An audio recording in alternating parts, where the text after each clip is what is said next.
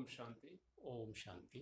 आज हम कुछ जानेंगे प्रैक्टिकल अनुभव जी। बाबा के साथ, भगवान के साथ। क्या बाबा प्रैक्टिकल अनुभव करता है?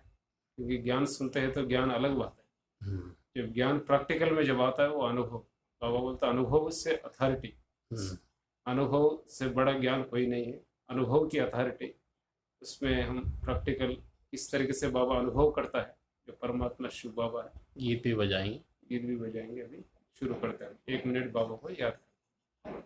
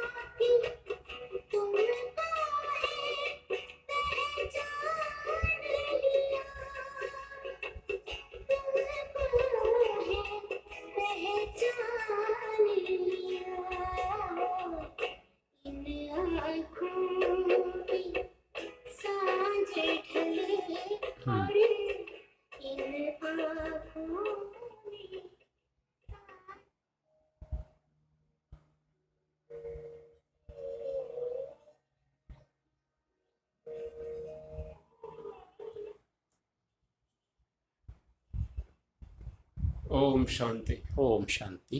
परमात्मा बाबा जो है वो निराकार है, जी। हम जो है साकारी है। तो निराकार साकार में कैसे अनुभव करें? क्योंकि प्रैक्टिकल हम शरीर में हैं, हम्म। परमात्मा को शरीर नहीं है। हम्म। ज्ञान के आधार से उसको हम जानते हैं, पहचानते हैं, अनुभव करते हम्म। हैं।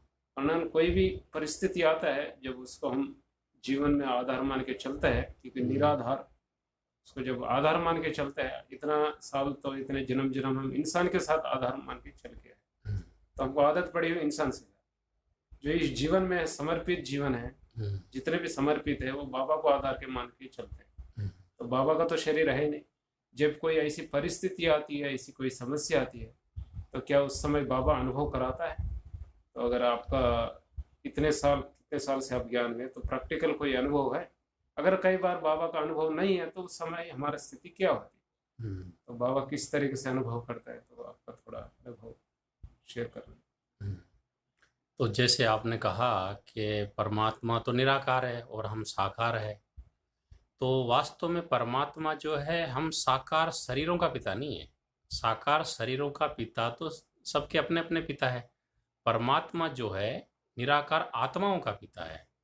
तो सबसे पहले तो अगर हमें भगवान की मदद चाहिए, भगवान का साथ का अनुभव चाहिए, या भगवान से शक्ति चाहिए, भगवान से शांति चाहिए, भगवान से सुख चाहिए, तो सबसे पहला काम हमें क्या करना पड़ेगा? अपने को आत्मनिश्चय करना पड़ेगा और केवल मैं आत्मा हूँ इसकी अनुभूति में आना पड़ेगा। केवल समझ के चलना पड़ेगा कि मैं आत्मा हूँ।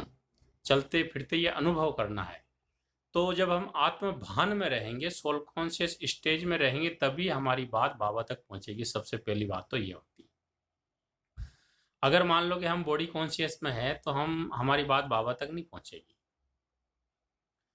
तो सबसे पहला अगर हमें भगवान से मदद चाहिए तो हमें क्या करना पड़ेगा कि बुद्धि योग उससे लगाना पड़ेगा, सोल कॉन्शियस बनना पड़ेगा। जैसे बाबा हर मुरली में कहता है, अपने को आत्मा समझ के मुझ बाप को याद करो। तो जब तक हम आत्मा समझेंगे नहीं, आत्म स्थिति में स्थित नहीं होंगे, तब तक परमात्मा साथ की भी अनुभूति नहीं होगी और परमात्मा मदद की भी अनुभूति नहीं होगी। जैसे व्यक्ति कोई आपके जान पहचान का है, कोई बड़ा आदमी है, मान लो सीएम है, अब उसका फ़ोन ही आपका नहीं लग रहा है, उसको आप कैसे बताएंगे? आपकी दोस्ती तो है पर फ़ोन नहीं लग रहा है, तो मदद मिलेगी? तो वो आपका मित्र है, वो मदद करना भी चाहता है, लेकिन आपकी बात वहाँ तक पहुँच नहीं रही है, तो मदद मिलेगी भी नहीं। तो इसी प्रकार से जब तक हम अपने को आत्मा नहीं समझेंगे, तब तक आपको मदद का अनुभव नहीं होगा। तो जब हम बाबा की याद में रहते हैं तो बहुत ही हमारा मन शांत रहता है, एक करंट की अनुभूति हमें होती रहती है और मतलब हमारा मन एकदम साइलेंस रहता है और लगता है कि भगवान मेरे साथ में ही है क्या। और हमारा मन कंट्रोल में रहता है, जैसे कि मन के अंदर जो व्यर्थ संकल्प चलते हैं वो नहीं है, मन में जो तनाव होता है वो नहीं होता है, अगर हम अशरीरी अवस्था है तो। और फिर जब बाबा की साथ की अनुभूति हमें होती है तो फिर आप करके देखो उसको याद, तो आपको मदद भी मिलेगी। तो जैसे कई बार वैसे तो ऐसा ही लगता है जैसे कि बाबा को बुलाने की आवश्यकता ही नहीं, बाबा साथ ही है और सहज ही सब काम हो रहा है।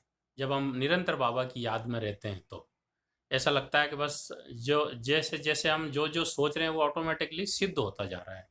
ये अनुभव होता है अगर हम निरंतर बाबा की याद में हैं। और वैसे भी बाबा ने कहा है कि अगर कोई बात आए तो मुझे बुला सकते हो, कि कोई समस्या ऐसी आती है तो आप बाबा को याद कर सकते हो। जैसे एक बाबा का महावाक्य है कि अगर तुम सम्मान में स्थित हो तो तुम्हारी रक्षा बाप करेगा, और देह अभिमान में हो तो तुम अपना खुद देखो। तो एक बार की बात है कि हम गुवाहाटी गए थे, मैं और एक यहाँ की बड़ी दीदी गीता दीदी और राज सिंह भाई आदि। तो हम लोग गए थे, तो हम लोग वहाँ से गुवाहाटी के अंदर उग्रवाद का बहुत होता है वहाँ पे। तो हम लोग गुवाहाटी से हम शिलोंग में गए थे वहाँ पे। तो वहाँ सेंटर था और वहाँ पे क्लास वगैरह करानी थी, तपस्या भट्टियाँ चल रही थी, तो हम भट्टियों के लिए आए थे। तो अब उस टाइम पे बाबा की याद का तो हमारे को था ही, क्योंकि भट्टियाँ करा रहे थे तो बाबा की याद में रह के लोगों को अनुभव भी कराना था, तो खास हमारा बाबा की याद का अटेंशन तो था ही। तो हम जब भट्टी करा के ऊपर से आए थे, रात को करीबन 8 बज गए थे हमें। तो जैसे ही हम लोग ऊपर पहाड़ी से नीचे उतर रहे थे तो वहाँ क्या देखा कि उग्रवादी लोग खड़े हुए थे और पता नहीं बहुत सारी गाड़ियों को रुका रखा था। और हमने सोचा भाई ये क्या है, तो जो हमारे साथ वहाँ लोकल में जो दीदी थी वो बोले भाई ये तो उग्रवादी आ गए हैं, क्या पता नहीं अब क्या होगा। तो ऐसे ही हमारी गाड़ी भी जब आई तो हमारी गाड़ी को देख के एक कमांडो टाइप व्यक्ति था, बंदूक लेके, एक सैंडो बनियान पहना हुआ था, नीचे आर्मी की वो ड्रेस थी, उछलता उछलता आया और हमारी गाड़ी को लात मारी। तो पहले तो हमने सोचा भाई क्या करना चाहिए, बहनें भी हमारे साथ में हैं।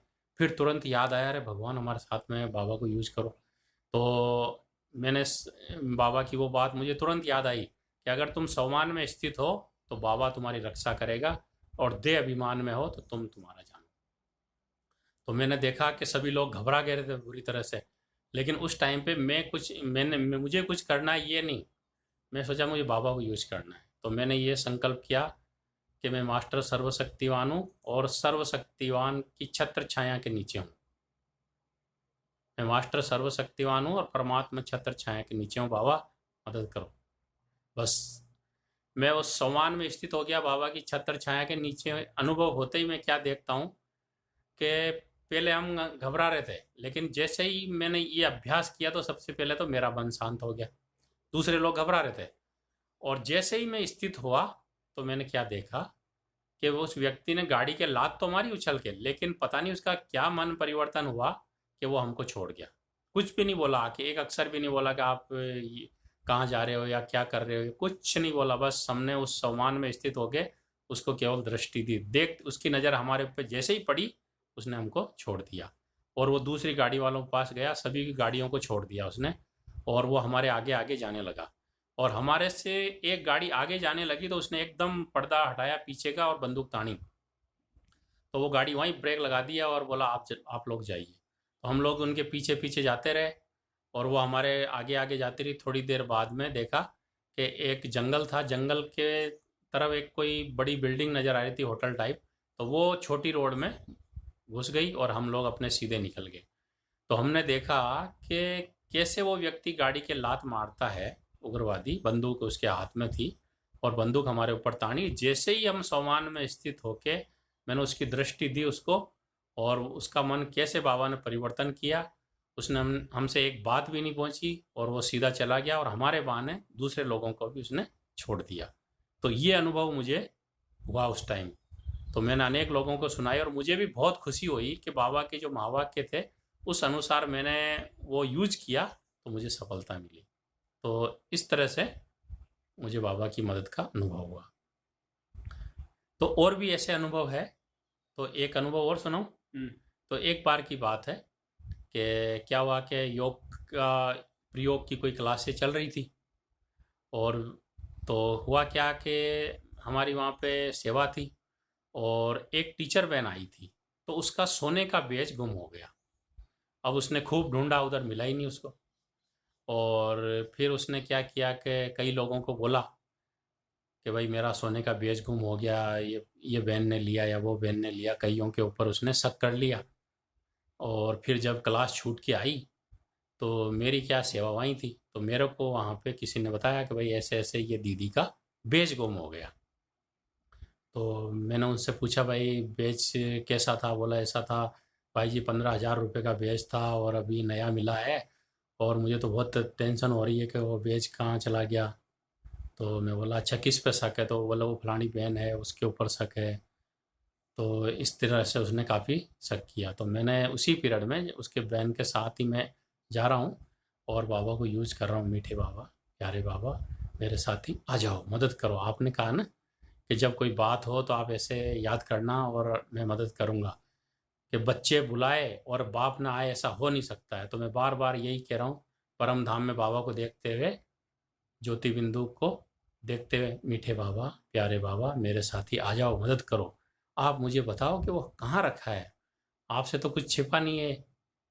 ये बहन भी परेशान हो रही है और आप मदद करो ना। जब आप हजार भुजाओं वाले हो, बुद्धिमानों के बुद्धिमान हो, तो मुझे टच करो। तो मुझे क्या हुआ, एकदम संकल्प आया। क्या संकल्प आया कि तकिए के अंदर होगा। तो मैं सीधा गया। मैं बोला कि भाई कौन सी खटिया है आपकी। तो बोला ये वाली खटिया है।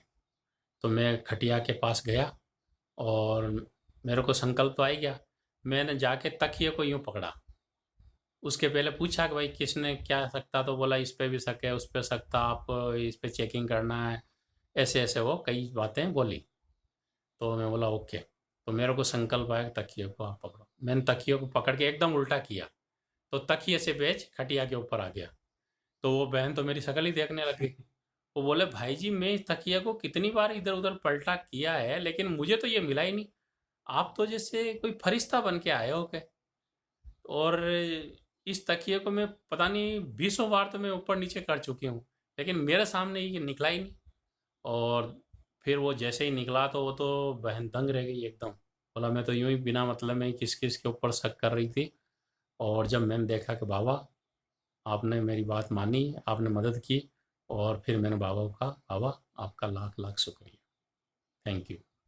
तो इस तरह से जब कोई बात होती है और हम अपने स्वरूप में टिक के बाबा के स्वरूप को परम धाम में देखते हुए अगर हम याद करते हैं तो सफलता हमको अवश्य ही मिलती है। मेरे तो बहुत सारे अनुभव है। तो इस तरह से बहुत सारे लोगों के भी अनुभव मैंने सुने हैं तो उसमें देखा कि बाबा कैसे मदद करता है। अच्छा कई बार क्या होता है कि मदद नहीं मिलती है तो कई लोग दिल शिकस्त हो जाते हैं। कह रहे बाबा को मैंने तो बोला, मेरा काम ही नहीं किया। लेकिन हमें देखना चाहिए कि अगर मान लो हमने बाबा को बोला और काम नहीं हो रहा है तो उसमें कोई कल्याण होगा। वो काम न होने में भी कल्याण होगा। तो इसका भी मैं एक अनुभव सुनाता हूँ। कई लोग तो क्या है कि एक एक भाई था, उसका काम नहीं हुआ तो उसने क्या किया कि भगवान को ही छोड़ दिया, में जाना छोड़ दिया। और फिर बाद में देखा कि वो काम हो गया तो फिर उसको पश्चाताप हुआ कि भाई उस टाइम नहीं होना ही कल्याणकारी था वो।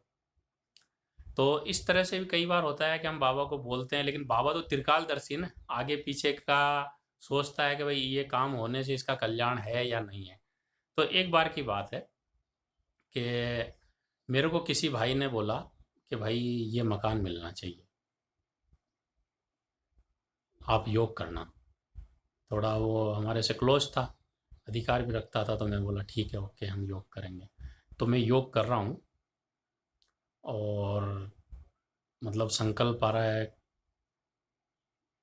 कि मैं बोल रहा हूँ बाबा ये मकान मिल जाना चाहिए, बच्चा बाबा का कुमार बच्चा है, ये यहाँ के रहेगा तो आपकी सेवा भी करता रहेगा हर प्रकार से, तो ये मकान इसको मिल जाना चाहिए क्योंकि ये बहुत सस्ता भी मिल रहा है, तो इससे आपकी सेवाएं होगी अच्छी। तो मैंने बाबा को बोला। अब वो काम हो नहीं रहा है, लेकिन अंदर में संकल्प आ रहा है कि बच्चे अगर इसमें कल्याण न हो तो मन में आ रहा है कि भाई कल्याण न हो तो नहीं मिलना चाहिए। लेकिन फिर लगा कि नहीं, भगवान क्या है कि मदद करता ही नहीं है, ऐसा थोड़ा मन में ये भी आया, लेकिन अंदर में ये भी आ रहा था। तो फिर मैंने उस भाई को बोला, मैं बोला यार मैं जब योग में बैठता हूँ तो मुझे ऐसा ख्याल आता है। क्या ख्याल आता है कि भाई इसमें कल्याण नहीं है। अगर मैं बोला इसमें कल्याण नहीं है तो आप ले लोगे, आपको मिल जाएगा, तो फिर बोला फिर तो कल्याण नहीं है, अगर मान लो कि लेने के बाद नुकसान हो तो फिर क्या फ़ायदा। तो खैर ठीक है, मेरे को ऐसा संकल्प आता रहा। मैंने अभी क्लियर तो नहीं हो रहा था कि भाई बाबा एक का संकल्प, बाबा ये संकल्प दे रहा है या मेरे मन में आ रहा है। लेकिन देखता हूँ कि 7 दिन बाद में कि वो मकान का मालूम पड़ा कि वो मकान जो है आधी ज़मीन किसी और की थी वो। और तब मेरे को लगा कि भैया अगर मान लो मैं उस टाइम पे जिद करता बाबा से और वो ले लेते मकान, तो क्या होता, अगर उसको मिल जाता तो बाद में वो बिना मतलब में बेचारा परेशान हो जाता। इसलिए नहीं मिला, वो भी अच्छा था। तो कई बार क्या होता है कि कोई मकान या कोई भी हम बाबा को बोलते हैं और नहीं होता है, तो हमको ये सोचना चाहिए इसमें कोई कल्याण होगा, क्योंकि बाबा तो त्रिकालदर्शी है। जैसे छोटा बच्चा होता है, मान लो वो माँ बाप को बोलता है कि मुझे आइसक्रीम दो, आइसक्रीम दो। अब माँ बाप को मालूम है कि भाई इसको खांसी है, तो वो आइसक्रीम नहीं देते हैं। अब उनको मालूम है कि इसको आइसक्रीम मैं दे दूंगा तो क्या होगा, इसकी खांसी बढ़ जाएगी, रात भर ये खांसेगा, तकलीफ बढ़ जाएगी, इसलिए वो नहीं देते। तो माँ बाप भी जब स्थूल में भी नहीं देते तो भगवान तो कल्याणकारी है ना। वो जो भी कुछ हम बोलते हैं, हम तो नादान है, हम अपना वर्तमान का कल्याण देख के बाबा को कुछ भी बोलते हैं, और नहीं होता है तो फिर हम बाबा से नाराज हो जाते हैं, बाबा के ज्ञान से नाराज हो जाते हैं, बाबा के परिवार से नाराज हो जाते हैं, मुरली से नाराज हो जाते हैं, योग से नाराज हो जाते हैं। पर ये समझदारी नहीं है। थोड़ा हमको धीरज रखना चाहिए, धीरज रख के सोचना चाहिए कि इसमें भी कोई कल्याण होगा, हर बात में कल्याण है। इस कल्याण की भी मुझे एक प्रैक्टिकल घटना याद आ रही है कि एक बार क्या हुआ कि ये तो मैंने बता ही दिया। एक बार एक रोटरी क्लब का बहुत बड़ा प्रेसिडेंट था, तो उसको क्या अमेरिका के अंदर अवार्ड मिलना था बहुत बड़ा। तो 15 दिन के अंदर उसको जाना था। अब इस जब ही उसका जाने का नंबर आया तो हुआ क्या, उसका एक्सीडेंट हो गया, दोनों पैर फ्रैक्चर। अब वो जा नहीं पा रहा है, अब वो परेशान हो रहा है, लोग आके उसको समझा रहे हैं कि भाई इसमें भी कोई कल्याण होगा। वो गुस्से में आ रहा है कि कोई भगवान वगवान नहीं है, क्या है, भगवान बहुत बुरा है, कि कोई भगवान कुछ नहीं करता है। पीछे चले गए।